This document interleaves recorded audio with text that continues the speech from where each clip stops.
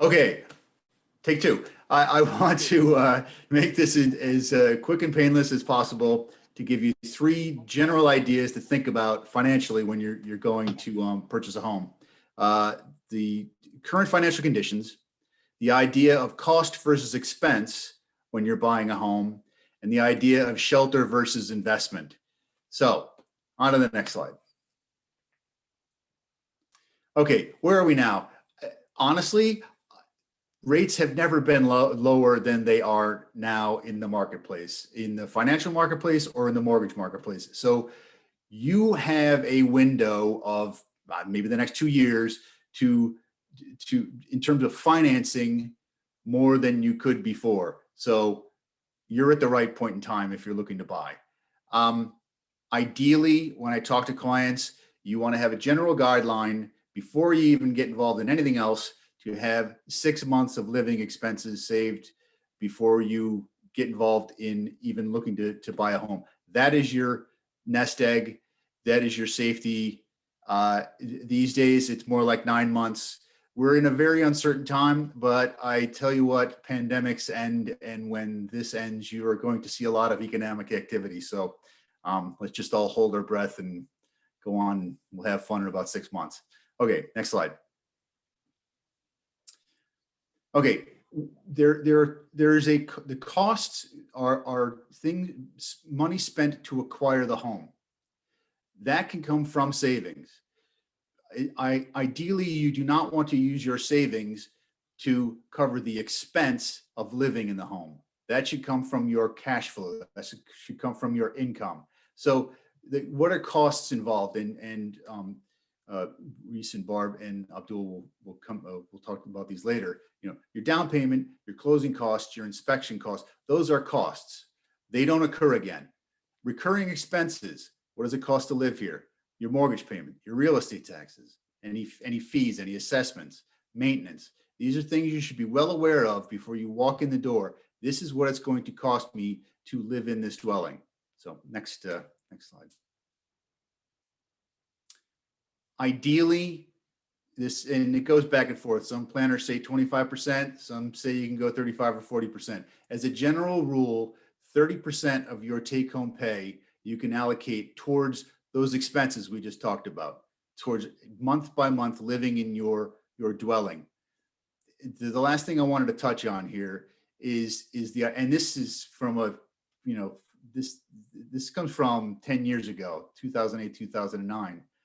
Think of your home as shelter, not an investment. It's not a retirement fund. It's not an ATM. And Barb knows well in 2008, 2009, people refinancing and they were having a great lifestyle. Your home's not an ATM. It's where you live your life. Remember that. If you want to invest in real estate, buy an investment property. If you want to improve where your shelter, where you live, you're going to call up Travis and say, hey, look, I want to change this in my house. The key is don't improve to the neighborhood. And Travis is the expert in the neighborhood and will tell you, if you spend this, you should get it back. If you spend this, you might get more than that back. But this is that's why you call your housing experts in this process. So if you have any questions at all, feel free, give me a call. I like talking to people. It's part of my job. So yeah, any questions? Thanks a lot. Thanks for listening.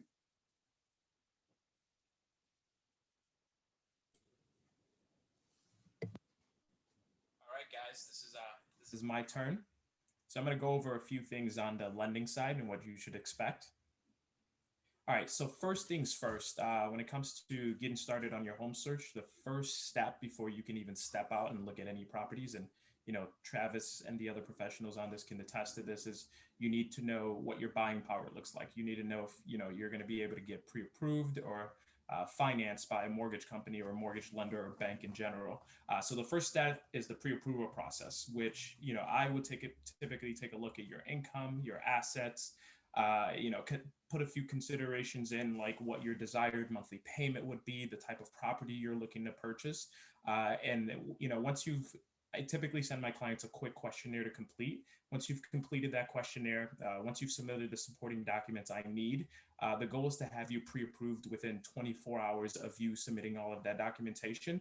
And we would also most likely go through a Zoom call or a phone call so I can kind of walk you through what type of loan products are available for you, and what would work best for you for your next purchase.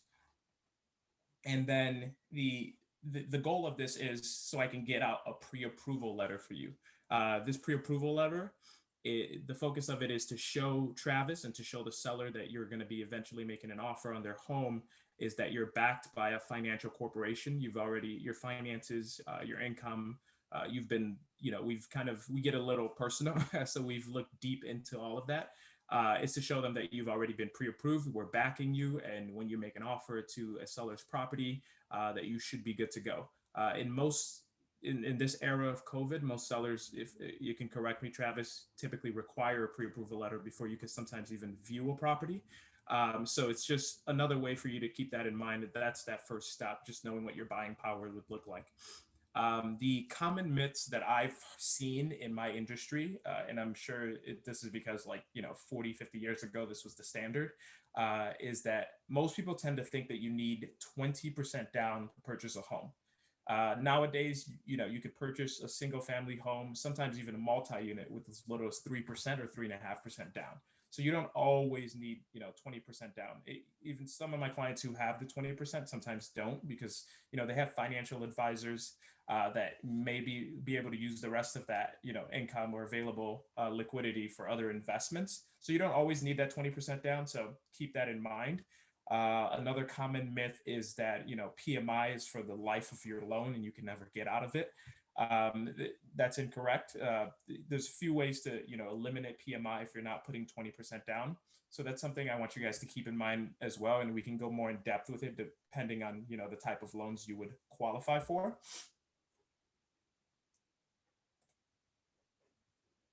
And then, all right. So after that pre-approval letter is issued, your next step is, going out there with Travis, taking a look at some properties that, you're interested in, making an offer on that property. And once, you've negotiated, Travis has done his job, you've fallen in love with this property, you're under contract. So next step is my team and I will be reaching out to you for any additional information needed, any updated information. And the goal here is to get your loan process started. On our end, it takes from under contract to closing. Our average is about 21 to 30 days with me and my team. So, you could be in your home after being under contract within 30 days, within a month. So my team will be working with you closely to gather any documents that our underwriting department will need, which is the department that will decide whether you get approved for the loan or not. So the approval process can be anywhere from a week to a week and a half. And this is me being conservative. We typically have your approval within a week. And that first approval is usually a conditional approval from the underwriter. They typically just need a little bit more documentation. So, and it's very small finance stuff like, homeowners insurance, and if they need explanation on anything that, in order to fully approve your loan. But once you're fully approved and you're clear to close, pretty much at that point, we'd be getting ready to schedule your closing, getting you some closing documents for you to review so you can see final numbers. Along the entire process, you'll be receiving multiple documentation from us. And, my role and my team's role is to make sure that you fully understand what those documents are. And then eventually you'll get final closing documents from us, which your attorney, Barbara, would also go over with you to make sure that you fully understand everything that you're signing. And there are ways for you to still get denied if you are already approved. So, some do's and don'ts of it would be maybe to not add new debt right before closing, or maybe not get a new job right before closing. Any of those sort of, hiccups can cause a denial in your loan or, a delay in closing. So we can go more in depth with those specific do's and don'ts once, we've meet one-on-one and go over and discuss what type of loan product would be best for you. But yes, it's still possible for your loan to get denied even after you've already been approved or clear to close. And then when it comes to purchasing a home, I spoke a little bit about down payment earlier. There's also closing costs. And there are arrays of different types of costs to bundle together to make up your closing costs. You know, anything from escrow payment for your taxes and insurance to title fees to lender fees to what the state and the city will charge you. And all of that together is bundled and it varies per property. It's never one number for every purchase. It varies.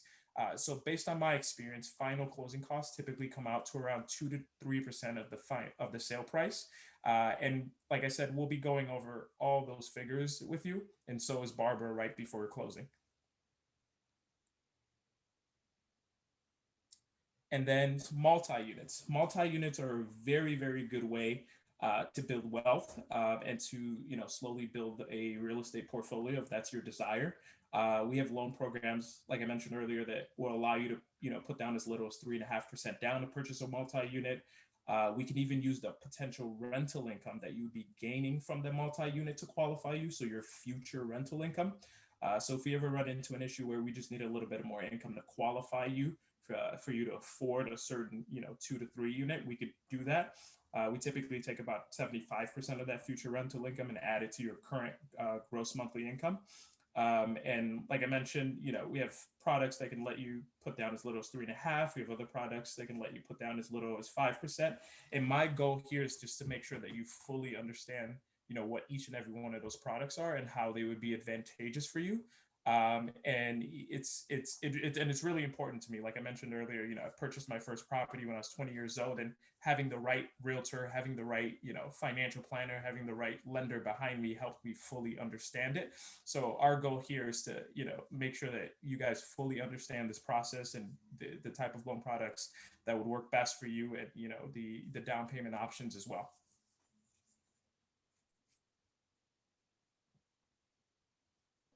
All right, thank you so much, Abdul. So we're going to talk about finding the right home. And before I even dive into that, I just wanted to quickly just address what exactly a real estate agent does. I know there's shows out there like House Hunters or $1 Million Listing, and you don't really get a full truth of what we do. So our role is to represent the buyer or seller in a transaction. The buyer's agent's job is to get the buyer the lowest possible price with the best possible terms. The seller's agent's job is to get the sellers the highest price with the best possible terms. So right off the bat, there's tension between both parties. So just because agents are working in their client's best interest. So when you're looking at working with an agent, they're going to work just to see if there's actually a median point that you can actually resolve between both sides of the transaction. So as you're working with an agent, you have to understand that one of the things we're going to do is always set a consultation. So we, especially everyone here on the panel, we work in customer service. So our business is based on referrals. So we're always going to put our best foot forward to make sure that you are so happy, so comfortable, and that you feel so confident enough to, introduce us to your friends, your family, just because, hey, Barb was amazing throughout the transaction. Reese was a great inspector. Use him. So, that's our job. That's our main point when we work for you. So in a consultation, one of the things we're always going to do is address any expectations of me throughout the transaction, and we're going to address expectations you as a client and what you should be doing throughout the process as well. We're also going to attack some of those emotional concerns, because buying a home really is such an emotional process, especially being a first-time home buyer. There's so many waves of emotion, so it's good to kind of attack and address those issues up front, so that we're not, when we're deep in the process, we're not blocked by those emotions where your goal was to buy a home. And then all those emotions come into play and it's kind of becoming kind of fuzzy. So we want to address those issues up front before we even go out to look at a home. So in that consultation, you're going to tell me, we'll talk, get to know each other for a little bit. You're going to tell me what you're looking for, the size of the home, location, bedrooms, bathrooms, amenities. Do you want a townhome? Do you want a condo? Do you want a single family home? What do you really see? And then from there, what I'm going to do is I'm going to take all that information you give to me. I'm going to put it in the MLS, which is the multiple listing service, which basically houses all the data that you might see on Zillow, Redfin.com, Realtor.com. So that feeds directly from the MLS. So I'll set you up on a search, and then I will pull all the options that generally fit your needs.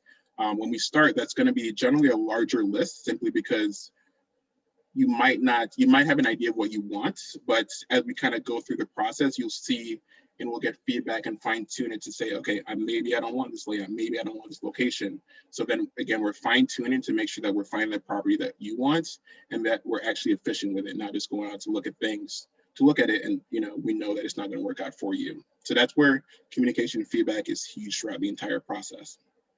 And one of the benefits I really offer to my clients really is a network of options, especially right now in the market we're in. It's pretty tight. There's not much inventory. So we're seeing multiple offer situations come in, with a listing that's been on the market for 2 days where there's 5 other offers you have to compete against, where you might have to overpay with your budget to get the home you want. So what I offer to my clients is a network of other agents where I know and I've worked with to see if they might have options for you that could work for you. I also have the top agent network, which is given to the top 10% of agents in the city, that has listings that are not on the MLS yet, but I can share to my clients. And also an awesome thing called Zenlist, which is an app. It's basically where you can kind of house all of your searches and all the listings you like. But the one thing is you can see off-market properties that are not on the market yet. So what that does, it eliminates any competition from outside buyers. So if you want to see a property that's set to come on the market March 1st, but they're pre-marketing it and you want to go for it, but that's the way that you can win the house you want, simply by just having that benefits of working with someone like me. So when we do all that, we kind of get to know each other. We see what you want. We'll start searching for the property you want. So, we'll go out for showings. Typically it's about 15 minutes. That might seem like a short amount of time, but it's pretty lengthy to kind of walk through a home. And I'm never gonna, if you want to see a home once, that's fine, but I always advise for a second showing, simply because you see things differently the second time around. And then when you're buying, someone might say, how long does it take to find the right home? And really that depends on you. It could be the first day out, it could be the second day, it could be the second week, it could be the second month, it could be the 2 years out. It's really whenever you feel comfortable, like, okay, I found the one, this is the one that's going to work for me. I'm going to go ahead and bite the bullet and make an offer on this one. So that process of finding the home really depends on you, but we're going to make sure that we're efficient through the entire process. So again, we're not just seeing every random thing that might come up on the market. So then what happens when you kind of find the home you want, that contract to close part, Abdul kind of spoke about it. Typically it's about 30 to 60 days. Abdul can maybe work some magic and get a little shorter if needed, but especially in the market right now, we're seeing a little lengthier timeframes to close, but generally no longer than 60 days is what that process looks like once you get the contract all the way to close. So you found the house you want, and now we're going to make an offer. So when you're making an offer, you want to be very smart with it. You don't want to lowball the offer because that could insult the seller. Second, that could possibly waste the seller's time and maybe even your time, and they could reject it. So we want to make sure that we are smart with the offer. And what I will do for you is that I'm going to create a comparative market analysis for you, also known as a CMA, which has a list of relevant properties within a half-mile radius. It could be up to a mile if needed, that are in similar condition, similar size, bedrooms, bathrooms, things like that. We want to make sure that it's relevant within the half-mile radius, simply because we want to make sure we base it based on how the bank's going to appraise your property when you go to close. So we don't want to have any issues with that whatsoever. So I'm going to give you the data you need, the information you need. I'm going to even dig into the sellers to see what can I pull out. They're not going to be always transparent, but I'll try to work my magic to see what can we do, how can we benefit, how can we position yourself to really win it in the favor for you. So we're going to create your offer. And then if you see on the right-hand side, what goes into your offer. So that could be your purchase price. That could be your earnest money, which goes towards your purchase price of the home, which basically is a small amount of money, typically 5% of the purchase price. Could be less if needed, but that just shows that you're actually willing to purchase and buy the home. I'm going to show a little good faith by giving this earnest money. And then the closing date. That's going to be part of the contract. And then any other details you want to include. Maybe you want to buy furniture. Maybe you want to include something on the wall that's not included in the sale. Maybe we can try to negotiate that whatsoever. So when we're making the offer, if you're looking at purchase price and closing date right now, one of those things that if you talk about multiple offers, if you're in a competition with, let's say, 5 other people, some might say, okay, maybe the highest price might win. maybe it's not always the highest price that could win. Maybe it could be the closing date. If you're flexible with your closing date, let's say you can close in March compared to other people need to close in 2 weeks. If that March date works better for the seller, that could be a way that you can win the actual competition out over those other 5 offers, if that makes sense. So when you actually present your offer, you're going to create it with all that data. We're going to present it to the sellers. They can either respond with a rejection. Once they reject your offer, any of those contingencies you offered with your offer are null and void. So you are no longer tied to that. They can also counteroffer, which is what most people will do, or they can accept the offer and then we can go on through the process with that. So once the offer is accepted, both parties have agreed, then we're going to move on to the inspection and attorney review period, which I'll have Reese and Barbara speak about in a little bit, along with the attorney letter being signed and what happens after that. So typically when that's all wrapped up and we get a clear to close from Abdul, we'll do a final walkthrough of the property. So that basically means we're going to go into the property room by room, wall by wall, to make sure that you're taking over the property in the condition that you agreed upon. If there's any minor repairs that need to be fixed, if there's any huge repairs that needed to be fixed, we're checking to make sure that it's been done and to the quality that you want, so that we can actually close on the day you want.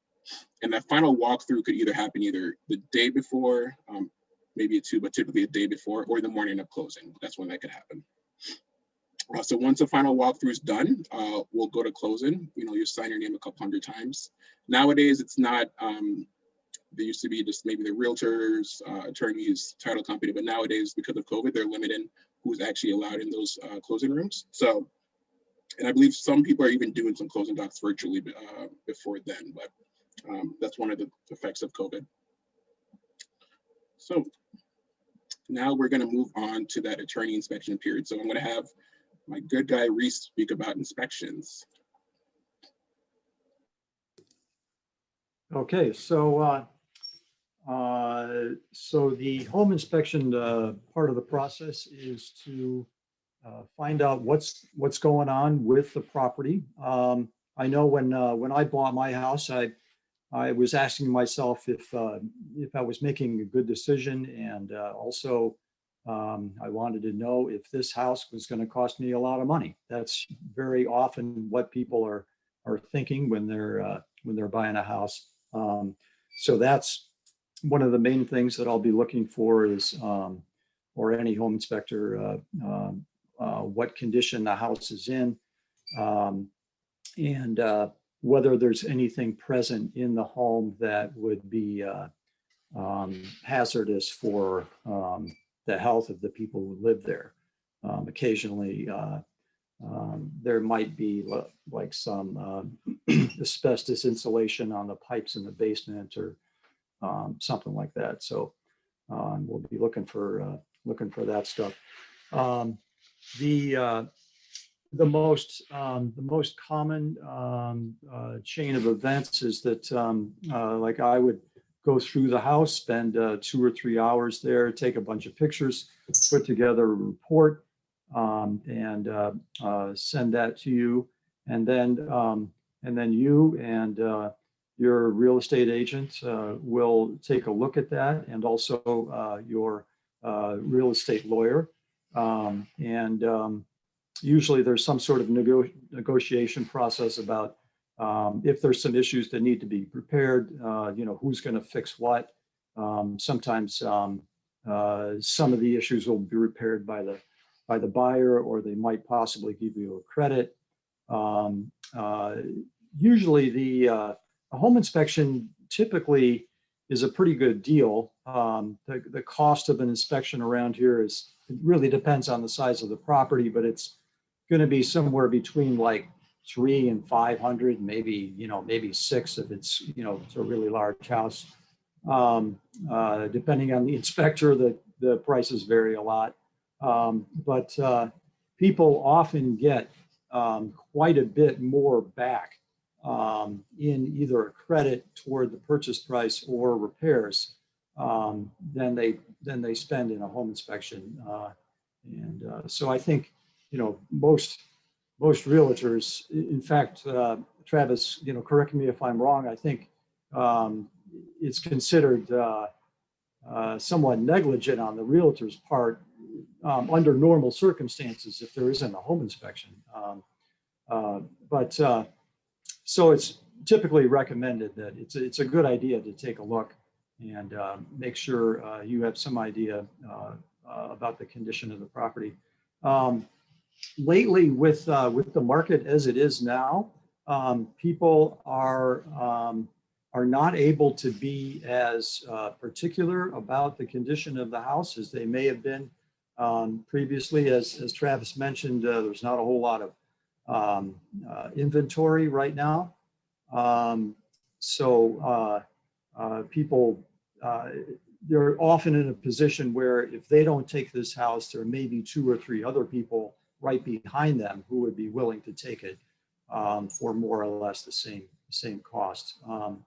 But if there is some significant issue, typically that is addressed.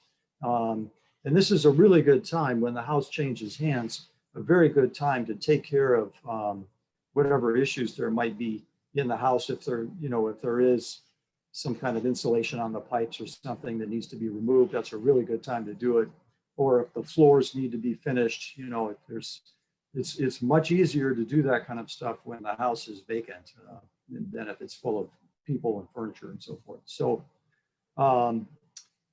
that's about all I can think of at the moment. I would be happy to answer any questions that anybody has about the home inspection process. All right, so it's over to Barb now, I think, right? Correct. So what attorneys do in Illinois, because Illinois is an attorney state for real estate transactions, is we formally memorialize the communications between the parties once the contract is executed. So my role starts after the contract is executed. You found a property. Well, first you've gone and determined what you can afford. You've gone to a lender to find out what can be borrowed. You've gone to your realtor to figure out what you're going to buy, and you've gone to Reese to determine the condition of the property. And you come to me, and I am the person that puts together all of the formal communications between the parties. So in Illinois, the way it works is if it's in the attorney review letter or in the letter that goes out to the other side, it's like another term of the contract. So I work with buyers to determine what, if any, repair requests they're going to make. And I also review the contract and put together a letter that says what the things are that are needed to move forward. I want to just go back to something that Travis said earlier, because what he was saying is that he spends a lot of time with people, and I know he does because we've worked together, and his clients come well prepared and very knowledgeable. But it's really important that I also speak to people about what their concerns are and what their expectations are. So Travis has already done that. And then once I get to speak to a client, I also say to them, so for example, if you're buying a condo, are you expecting parking? Even if the contract doesn't say it, I ask it anyway to make sure that the contract was done properly. Are you expecting a storage space? Do you have a pet? Do you need to be able to rent the unit if you are buying a condo? Things like that, so that I can put that all in a letter to the other side. Because if those are conditions that somebody needs in order to move forward with the transaction, we have to make sure that we memorialize it some way so that the other side knows that these are the contingencies of the contract. Also, with respect to inspections, the contract provides that you're really only supposed to raise major issues, safety issues, mechanical issues, things like that, although people certainly raise more than that in a letter.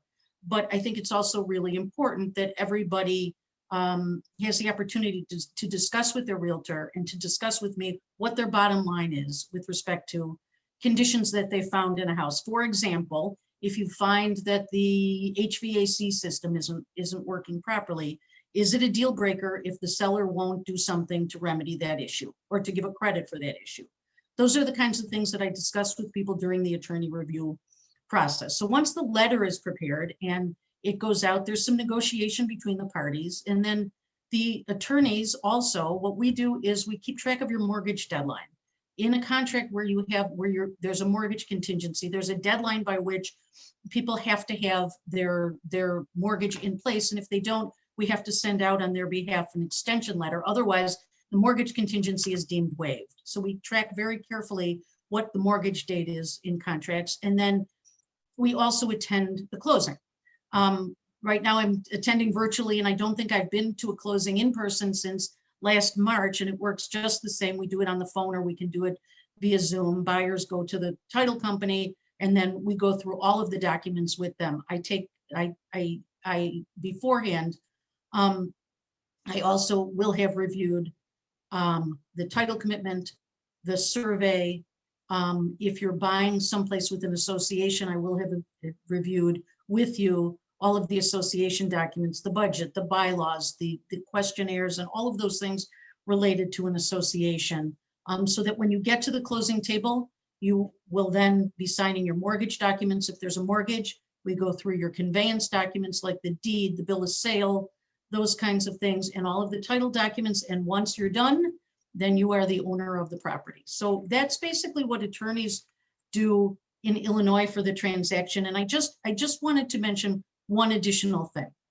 Single family homes have their own considerations and their concerns, but if you're buying someplace with an association, you have to keep in mind that you're not only looking to approve and buy a unit, but you're also buying into an association that deals with your financial part of your living there. So it's really important that you have a good handle on whether there's any special assessments coming up or capital expenditures anticipated. It's really important that you know that the bookkeeping of the association is in good order. And it's important to know that the association doesn't have particular issues like rodent issues, like, roof leaks or things like that haven't been addressed, where there's a lot of deferred maintenance. And that's all part of the process of finding the place and then kind of vetting out the property to make sure it's the right fit for you. So that's basically my part of the transaction. And I'm not sure where we go from here. Travis, back to you, I guess. Yes, we go to questions now. And I also wanted to quickly touch on what Reese said. I will never advise you to skip an inspection simply because you have to. And when we meet for the first time, I'll give you a buyer's book. And what that will do is that will show you a sample of the contract, so you're not surprised when you actually go to read the contract. And I'll also include an example of what a home inspection looks like. It's pretty hefty and pretty scary, but again, we're only going to focus on things structurally or environmentally damaging to the home. But the rest of the information really is like a guide to your home. And if you want to make any future improvements, it's there for your benefit. So I will never advise you to skip that inspection, because that can cost you a hefty amount. All right. So do we have any questions? Let me check really quickly. All right. Any questions right now, anyone?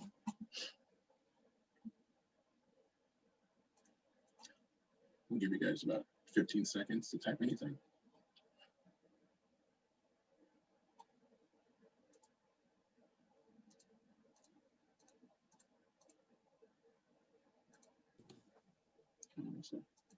All right, awesome. Okay, well, thank you so much, everyone. I hope this was informative.